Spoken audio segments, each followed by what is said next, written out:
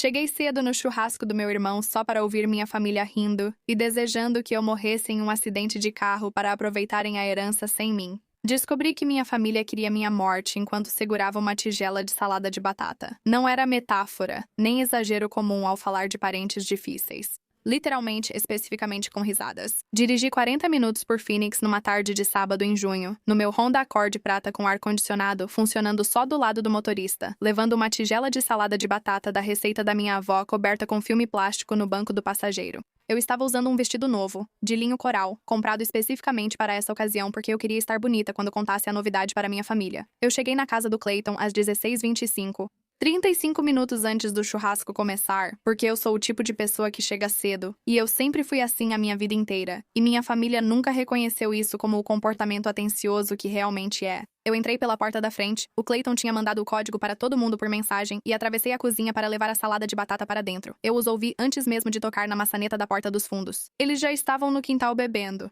As vozes passavam claras pela porta de tela, como o som faz no silêncio antes da reunião ficar barulhenta. Primeiro a voz do Clayton, depois Victoria, tia Patrícia, o grupo dos primos, Julian, Leonardo e outros. Toda a família, menos eu, falando de mim. Ela só vai vir se gabar do emprego novo chique, disse Clayton não frustrado, mas com o desprezo confortável de quem repete algo várias vezes. Victoria riu. Aquela risada fácil que ela tem desde que éramos crianças, a que sempre fazia as pessoas gostarem dela imediatamente. Lembra quando ela trabalhava naquela cafeteria? Ela agia como se estivesse comandando o Goldman Sachs. Ela sempre se achou especial, disse tia Patrícia. Desde os 7 anos, sentia-se diferente. Fiquei parada na porta de tela, mão quase na maçaneta. Eu deveria ter aberto. Eu deveria ter ido lá fora e deixado o silêncio acontecer naturalmente, permitindo que eles sentissem o desconforto de serem pegos. Mas eu não fui, porque ainda não tinha terminado de ouvir. E uma parte de mim, uma parte que vinha acumulando evidências silenciosamente por 31 anos sem acreditar totalmente em suas próprias conclusões, precisava ouvir tudo aquilo. Precisava não poder afirmar que entendi errado, que estava fora de contexto, ou que interpretei algo mais grave do que era. A voz de Victoria ficou leve e casual, como quem comenta sobre o tempo ou trânsito. Sinceramente, seria bom se um acidente impedisse sua vinda. Assim, poderíamos nos divertir de verdade. O quintal explodiu em risadas altas e genuínas, sem hesitação ou correção nervosa. Ninguém dizendo, Victoria, pare com isso. Apenas risadas despreocupadas e plenas de todos naquele quintal que eram do meu sangue. Minha família riu da ideia de eu morrer. Deixei a salada de batata no balcão e saí pela porta da frente. Consegui andar exatamente 2 quarteirões antes de me sentar debaixo de uma árvore na calçada e me permitir chorar. Não porque eu estivesse surpresa. Essa é a parte que tornava o choro complicado. Eu não estava surpresa. Era o oposto de surpresa. Eu estava de luto pela confirmação de algo sobre o qual passei 3 décadas tentando estar errada. Então liguei para Denise. Deixe-me te contar quem eu sou, porque a história exige isso. Meu nome é Bella Reis. Tenho 34 anos. Sou formado em comunicação pela Universidade Estadual do Arizona e tenho 10 anos de experiência em marketing em hotelaria e imóveis comerciais. Até 11 dias antes daquele churrasco, eu era diretora de marketing, responsável por 6 propriedades, uma equipe de 12 pessoas e um pacote de remuneração. Foi minha maior conquista profissional. Dirigi 40 minutos por Phoenix para contar à minha família. Era o que mais queria fazer com essa novidade. Sei como isso soa. Dado tudo o que acabei de te contar, eu entendo por que uma pessoa sensata perguntaria por que eu continuava voltando, por que eu continuava levando salada de batata, por que eu continuava chegando cedo, esperando por algo diferente. A melhor resposta que eu tenho é esta. A esperança nem sempre é racional.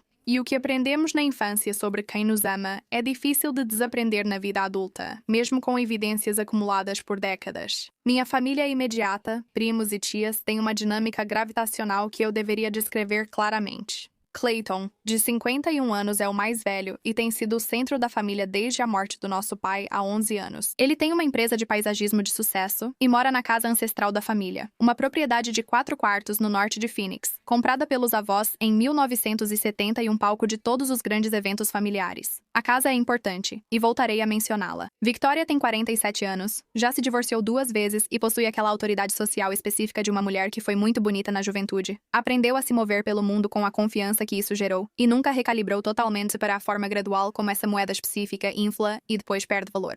Ela é engraçada, às vezes realmente engraçada. E quando éramos crianças, ela era ocasionalmente gentil comigo de maneiras que eu guardei por mais tempo do que provavelmente deveria. Tia Patrícia, irmã mais velha do nosso pai, tem 68 anos e acredita que sua idade e mágoas lhe permitem falar o que pensa sem se preocupar com as consequências. Ela nunca trabalhou em um emprego profissional na vida e se refere às pessoas que tiveram empregos profissionais com uma mistura específica de desdém e ressentimento que eu observei a vida inteira e só recentemente entendi o suficiente para nomear. Julian e Leonardo, primos e filhos de Patrícia, têm a típica energia de quem brilhou no esporte no ensino médio e agora lida com o declínio. Não são más pessoas. Eles são seguidores no sentido mais completo da palavra. Eles riem do que Clayton e Vitória riem. Eles concordam com o que Patrícia diz. Eles formam o coro. Passei toda a minha infância sendo a exceção da família. Aquela que tirava boas notas, foi para a faculdade e não voltou para ficar. Aquela que tinha ambições que o resto da família achava indistinguíveis de arrogância. Aquela que tinha que ouvir, em todo Natal, Páscoa e 4 de julho, alguma versão da mensagem de que eu achava que era melhor do que eles, dita com humor suficiente e frequência suficiente para que eu passasse anos me perguntando se era verdade. Não era, mas levei muito tempo para ter certeza disso. Até 11 dias antes daquele churrasco, eu não sabia que minha avó havia deixado algo para mim.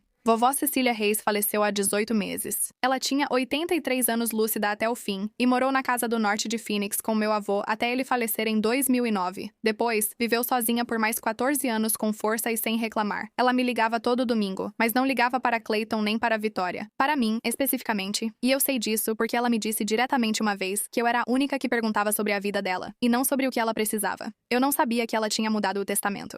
A advogada do inventário dela, Rosalind Kaufman, com 26 anos de experiência no condado de Maricopa e escritório no corredor Camelback, me ligou numa manhã de quinta-feira, 11 dias antes do churrasco, para avisar que o inventário da Cecília terminou e que fui nomeada única beneficiária da propriedade da família no norte de Phoenix. Não Clayton, nem outros. Eu fiquei sentada no meu carro, na garagem do escritório, por 22 minutos depois daquela ligação, olhando para o pilar de concreto na frente do meu para-choque e tentando entender o que minha avó tinha feito e por quê. Rosalinda tinha sido cuidadosa e profissional, mas do jeito que advogadas às vezes são, quando já deram esse tipo de notícia tantas vezes que reconhecem quando ela precisa de um momento para ser assimilada, ela esperou pacientemente por mim. Ela deixou um bilhete, disse Rosalinda por fim, para você. Você quer que eu leia? Sim, respondi. Era breve. 6 frases na caligrafia da minha avó, que reconheci após 50 anos de cartões de aniversário. A casa é da pessoa que sempre perguntou sobre a minha vida. Seu pai faria o mesmo que seu avô e eu. Clayton fará barulho. Vitória será vitória. Deixe-o ser. Você sabe o que é certo e fará na hora certa. Eu ainda não contei a ninguém. Nem para Denise, nem para uma amiga, nem para uma colega. Eu estava guardando isso comigo há 11 dias, tentando descobrir como seria fazer a coisa certa. Achei que o churrasco podia ser o momento de contar para eles pessoalmente, como família, e termos uma conversa sobre o que viria depois. Talvez fosse o certo. Ouvi a voz da Victoria pela porta de tela do Clayton, e pensei que seria bom se um acidente a impedisse de aparecer. Sentei sob minha árvore, na calçada do Clayton, e liguei para a Denise. Denise Washington é minha melhor amiga há 17 anos. Nos conhecemos em um seminário de comunicação para calouros na SU, onde ela sentou ao meu lado e fez comentários sobre a moda do professor que me fizeram rir pela primeira vez em um semestre difícil. Somos próximas como 2 mulheres que acompanharam todas as versões uma da outra e as aceitaram. Hoje, ela é analista de dados em uma rede de saúde. Durante o mestrado, ela foi coordenadora de serviços ao paciente em um hospital em Tempe, o que é relevante depois. Ela atendeu no segundo toque e eu contei tudo. Eu contei de forma direta e sequencial, sem fazer comentários, do jeito que você conta as coisas quando a emoção é grande demais para ser expressa e você precisa que os fatos simplesmente existam no ar entre 2 pessoas. Ela ficou em silêncio por 10 segundos quando terminei. Vou para essa casa agora, ela falou. Não, eu disse. Bella, tenho uma ideia melhor. Pausa. Você está com aquela voz, ela disse. Que voz? Aquela voz que você usa ao decidir algo e vai me contar. Ela estava certa. 3 anos no hospital deram a Denise algo especial. Ela conhecia a linguagem e o ritmo. O tom exato que os profissionais de saúde usam ao dar notícias urgentes. O jeito como informações ruins são comunicadas em ambientes de saúde. Medido, autoritário e clínico, ele atinge o sistema nervoso de alguém, ignorando defesas. Nos encontramos em uma cafeteria na Camelback Road, a 5 quilômetros da casa de Clayton. Às 16h50, Denise pediu café gelado. Não pedi nada, pois meu estômago estava fechado desde a porta de tela. Revisamos os detalhes. Ela fez perguntas específicas e práticas, do jeito que Denise sempre aborda as coisas, e eu respondi. E às 17h07 tínhamos um plano operacional preciso. Às 17h10 ela fez a ligação. Ela ficou do lado de fora da cafeteria, então eu não conseguia ouvir a voz dela. Eu a observei pela janela, sua postura ereta, sua expressão neutra e profissional, e a vi falar por aproximadamente 90 segundos, então ela desligou e voltou para dentro. Ela se sentou, olhou para mim. Ela já está gritando, disse Denise. O Phoenix General Hospital, na East Thomas Road, é um centro de trauma nível 1. Pesquisei isso no celular enquanto Denise ligava. Tinha uma entrada para traumas no lado leste, uma estrutura de estacionamento do outro lado da rua, com uma linha de visão clara para as portas do pronto-socorro, e, de acordo com o site, um protocolo de resposta para notificação da família que envolvia pedir por departamentos específicos pelo nome. Fomos até lá no Subaru Outback da Denise, estacionando no terceiro andar, vagas voltadas para o leste, em frente à entrada de emergência.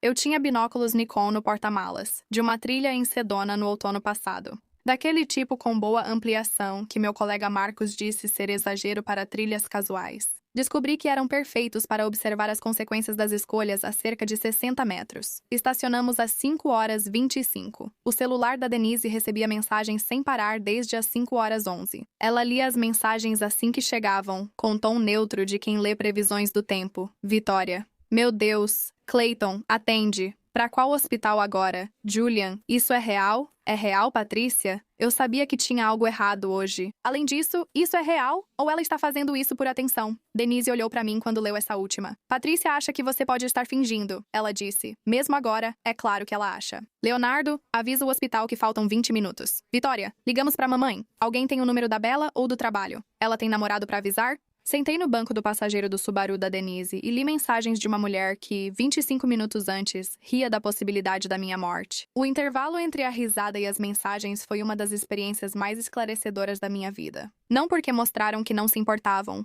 mas porque se importavam e decidiram que esse sentimento era exclusivo, inacessível para mim normalmente. Só se importaram quando pensaram que eu tinha ido embora, não quando eu estava presente. Às 5h40, a GMC Sierra Preta do Clayton parou bruscamente na calçada abaixo de nós. Ele saiu correndo sem desligar o motor. A Sierra ficou parada na calçada com o motor ligado e a porta do motorista aberta, enquanto meu irmão, 51 anos, que ria no quintal há 1 hora, entrou correndo no pronto-socorro como se isso fosse o mais importante de sua vida. Victoria saiu cambaleando do banco do passageiro. Seu rosto, visto a 60 metros pelos binóculos Nikon, estava branco como giz. Ela ainda usava o vestido amarelo do churrasco, segurava o telefone e cobria a boca com a outra mão, parada na calçada antes de seguir Clayton. Mais 2 carros chegaram nos 4 minutos seguintes. Julian e Leonard chegaram juntos no Jeep do Leonard. Patrícia veio em seu Corolla creme, estacionou mal e não corrigiu. Eles entraram pelas portas de emergência, sozinhos ou em duplas, todos do churrasco, que riam no quintal há 68 minutos, agora invadindo o pronto-socorro do Phoenix General para salvar a mulher que antes queriam morta. Denise e eu silenciamos. Ela apontou o Corolla da Patrícia. Ela estacionou em cima da linha. Sempre faz isso. Eu segurava o celular. As mensagens cessaram. Agora eles estavam lá dentro, conversando com as pessoas, tentando encontrar uma sala de trauma onde eu não estivesse, começando o processo lento e desorientador de descobrir que o pronto-socorro não tinha registro da minha entrada. Eu observava a entrada. Naquele prédio, minha família descobria que fazia parte de uma história contada a eles. Às 6h02, Clayton saiu sozinho. Ele parou na calçada, mão na cabeça, e olhou o estacionamento. Não para mim especificamente, ele não poderia saber, mas na minha direção, do jeito que uma pessoa olha quando lhe dizem algo impossível e ela está tentando se localizar no espaço. O telefone dele estava na mão. O meu tocou. Eu atendi. Quero ser precisa sobre essa conversa, pois ela é central e já a revivi muitas vezes. Quero contá-la fielmente, sem me favorecer ou prejudicá-lo. Bela, a voz dele estava destruída. Destruição típica de quem acabou de sair de uma crise. Onde você está? O hospital não tem seu registro. O que houve? Estou perfeitamente bem, respondi. Estive no estacionamento em frente por 40 minutos observando vocês. Foi uma pausa tão longa que eu poderia ter mobiliado um cômodo. Então a voz dele mudou, ficou mais dura e a destruição sumiu. A transição foi rápida e me revelou algo importante. A dor era real, mas a raiva que veio depois também. E ela surgiu sem que a dor tivesse agido antes. Você fez isso de propósito. Cheguei na sua casa às 4h25, eu disse. Entrei pela frente. Ouvi tudo que vocês falaram sobre mim no quintal. Cada palavra, Clayton, silêncio. Ouvi Victoria dizer que seria bom se eu sofresse um acidente e nunca aparecesse. E todos riram, inclusive a família. Nada dele. Então sim, admiti que fiz de propósito. Você fez Victoria chorar. Patrícia quase desmaiou na espera. A voz dele estava dura. Achamos que você tinha morrido. Que tipo de pessoa faz isso? A pergunta ficou no ar. Pausa.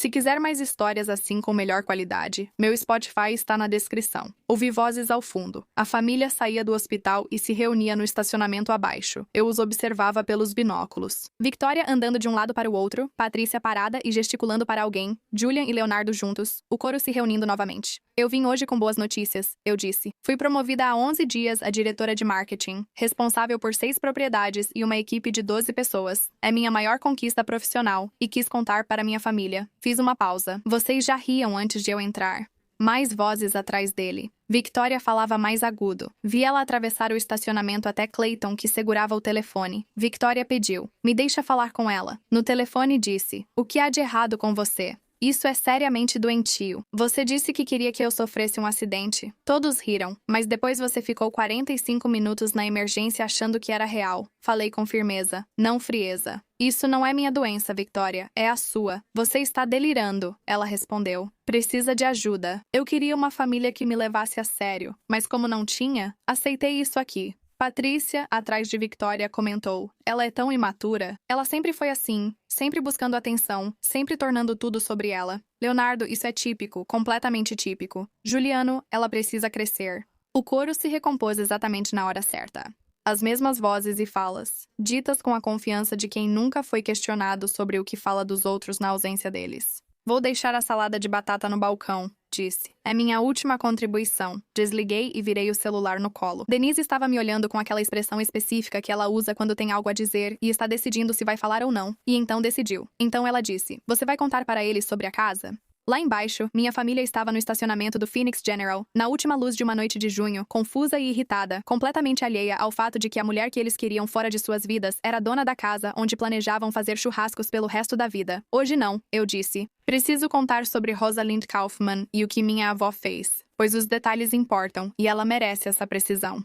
Rosalind Kaufman foi advogada de Cecília Reis por 9 anos. Ela tinha 61 anos, era meticulosa, e ao longo do relacionamento profissional delas, desenvolveu um carinho genuíno pela minha avó, algo que ficava evidente no cuidado com que ela me explicava tudo. Cecília atualizou seu testamento 14 meses antes de morrer, 3 meses antes do diagnóstico de câncer. Isso não foi motivado pela doença, mas por algo visto numa reunião de ação de graças. Ela contou isso para Rosalind, que me descreveu como uma conversa sobre Bella. Isso me disse tudo o que eu precisava saber sobre quem merecia o quê. Eu não sei o que foi dito naquele dia de ação de graças. Eu não estava lá. Eu estava viajando a trabalho. Conheço minha avó e sei que ela nunca tomava decisões de forma descuidada ou emocional. Agia com calma, reunia informações e decidia de forma definitiva. A casa de 4 quartos no norte de Phoenix, construída em 1971 e avaliada em pouco mais de $600 mil, tem um grande quintal onde meu avô manteve uma horta por 30 anos e onde minha família faz churrascos. Passou para mim em plena propriedade, com título limpo. Sem condições, sem fideicomissos, sem arranjos estruturados. Minha. A complicação era Clayton. Clayton morava naquela casa há 9 anos, desde que a vovó Cecília o convidou após a morte do vovô Arthur, inicialmente de forma temporária. Desde então, ele não pagava aluguel.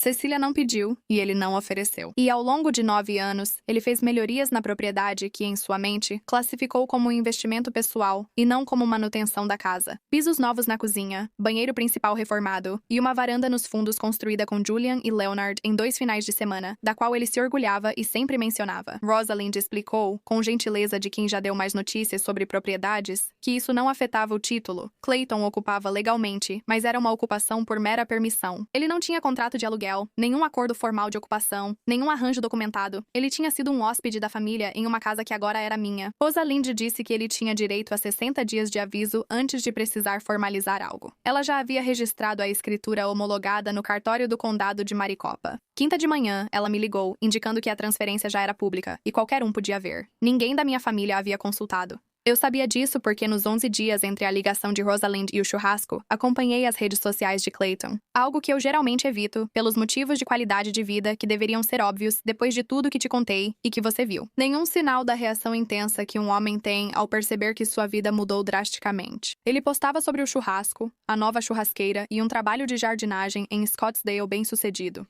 Ninguém sabia.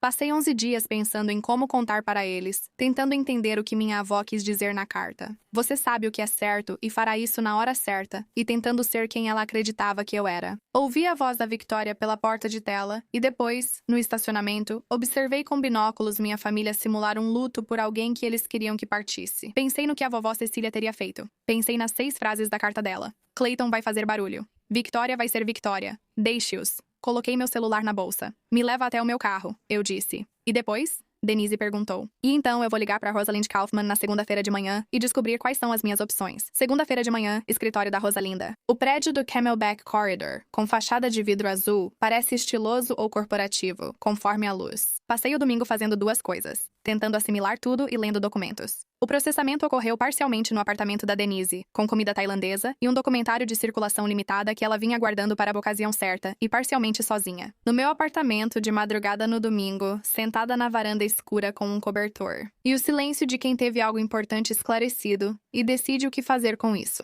A leitura dos documentos aconteceu à tarde. Acessei todos os registros disponíveis, como o testamento homologado, a transferência de propriedade e os registros públicos do cadastro imobiliário do condado, analisando-os com a mesma atenção que dedico aos dados de marketing para entender o todo. O que encontrei, além do título de propriedade, foi uma pequena hipoteca pendente sobre o imóvel. Eram $22 mil, uma linha de crédito com garantia imobiliária que meus avós abriram em 2017 para trocar o telhado e, como nova proprietária, foi transferida para mim. Rosalinda comentou isso rapidamente na nossa primeira ligação e eu anotei, mas não entendi totalmente. Ao reler no domingo, compreendi. Herdei uma propriedade de $600 mil com uma hipoteca de $22 mil que eu podia pagar. Em 9 anos lá, Clayton não pagou nada. Rosalinda me recebeu no mesmo escritório onde, 11 dias antes, lera o bilhete da Cecília para mim. Ela usava óculos de leitura, tinha um bloco de anotações e a típica expressão de advogada pronta para apresentar argumentos. Falei que queria entender todas as opções. Ela as explicou metodicamente. Opção 1. Deixar Clayton como inquilino por tempo indeterminado e negociar um contrato formal com aluguel de mercado.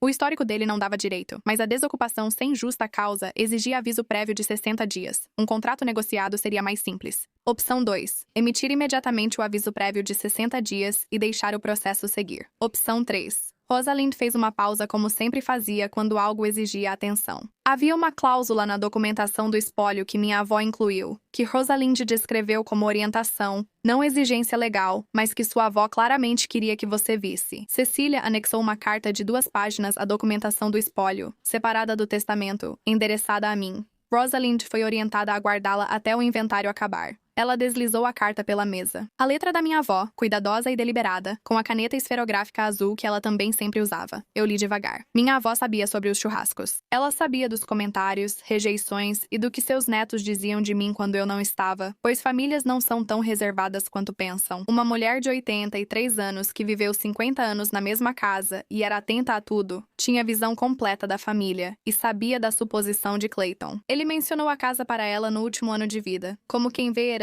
como formalidade, sem pedir ou discutir, apenas citando como fato futuro já certo. Quando este lugar for meu, ele repetia, deixando claro que considerava resolvido. Não perguntou, ela escreveu, ele presumiu. E pela minha experiência, a diferença entre essas 2 coisas é a diferença entre quem merece algo e quem simplesmente espera recebê-lo. Ela me disse o que esperava que eu fizesse. Ela disse que confiava na minha decisão. Dobrei a carta e olhei para Rosalinda. Emita o aviso de 60 dias, pedi. Quero propor ao Clayton um aluguel de 3 anos abaixo do mercado, cobrando o que calculo que ele deveria ter pago na hipoteca e manutenção nos últimos 9 anos. A caneta de Rosalinda se moveu. Não é punitivo, como disse, mas é justo. Vovó Cecília não cobrou o aluguel dele por 9 anos. Foi escolha dela. Minhas escolhas são minhas. Se ele recusar, o aviso prévio de 60 dias continua e seguimos. E Vitória, Patrícia, os eventos de família. Pensei na garagem, nos binóculos, no Clayton correndo pelo pronto-socorro com o motor ligado. A propriedade é minha, disse. O que ocorre nela cabe a mim decidir. Não quero crueldade, mas sim honestidade. Rosalinda me olhou por cima dos óculos de leitura, como costumava fazer, e avaliou rapidamente. Sua avó disse que você era como seu pai, ela comentou. Como era meu pai?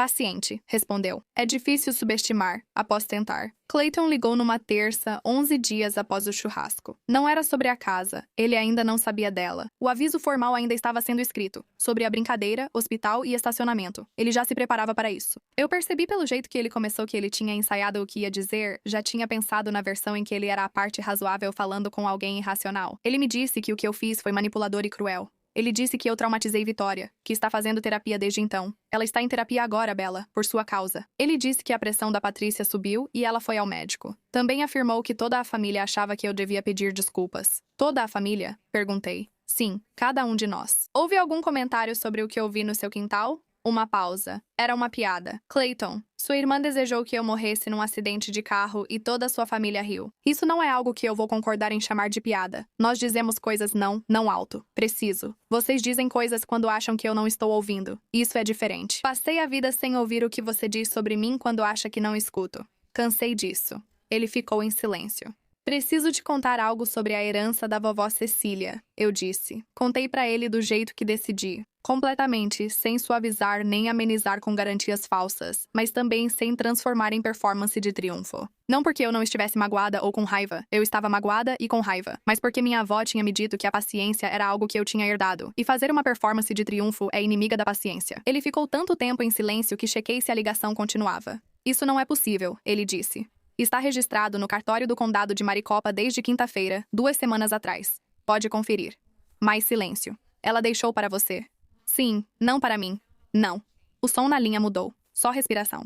A qualidade específica de uma pessoa que reconfigura uma realidade na qual viveu por anos. O que você vai fazer? Ele perguntou. E eu disse isso a ele também. A proposta de aluguel, valor abaixo do mercado, prazo de 3 anos e meu cálculo do que era justo, diferente do punitivo. Queria que ele entendesse isso. Ele ficou calado por um tempo e depois perguntou. Por quê? Porque a vovó Cecília passou 60 anos construindo algo e ela deixou isso para mim porque confiava no meu julgamento. Eu vou tentar merecer isso. Outro silêncio. Eu disse coisas horríveis, ele disse. Não foi um pedido de desculpas. Algo aquém de um pedido de desculpas. Preparar o terreno antes de pedir desculpas. Sim, eu disse. Você disse. Todos disseram. Sim. E você trouxe salada de batata. Quase ri. Eu apareci com salada de batata, confirmei. 3 meses depois. Clayton aceitou o contrato de aluguel. Ele não aceitou de bom grado. Foram 2 semanas de ligações e uma carta de um advogado que confirmou que a papelada de Rosalind estava correta e as opções dele eram como descrevi. Ele assinou. Não somos próximos e isso não vai mudar rápido. Não posso apressar isso. Parei de tentar apressar o que não posso. Vitória me ligou 4 semanas após o churrasco. Ela estava em terapia. Isso era verdade. Ela falou de forma hesitante, como quem só diz algo porque a terapeuta mostrou que tem esse direito, e não por querer falar realmente. Recebi o que ela disse como Rosalinda dizia que meu pai recebia coisas difíceis, com paciência e sem drama. Não somos próximas. Agora tentamos ver se é possível nos aproximar, mas pode não ser. Tive que aceitar isso. Patrícia não ligou. Juliana mandou uma mensagem dizendo, parabéns pelo emprego, sem contexto, sem referência a nada. Fiquei olhando para a mensagem por um momento e depois respondi, obrigada, e deixei por isso mesmo, porque algumas coisas não valem a energia de exigir que sejam mais do que são. Denise e eu jantamos numa sexta-feira, há 3 semanas, em um restaurante no centro com terraço de frente para a rua e clima agradável de setembro. Ela falou de um homem que conheceu numa conferência. Falei da casa, do contrato de aluguel e do plano de 3 anos. Pedimos vinho e nos sentamos no silêncio confortável que 17 anos de amizade trazem, sem precisar preenchê-lo. Você acha que eles entendem? Ela perguntou depois de um tempo.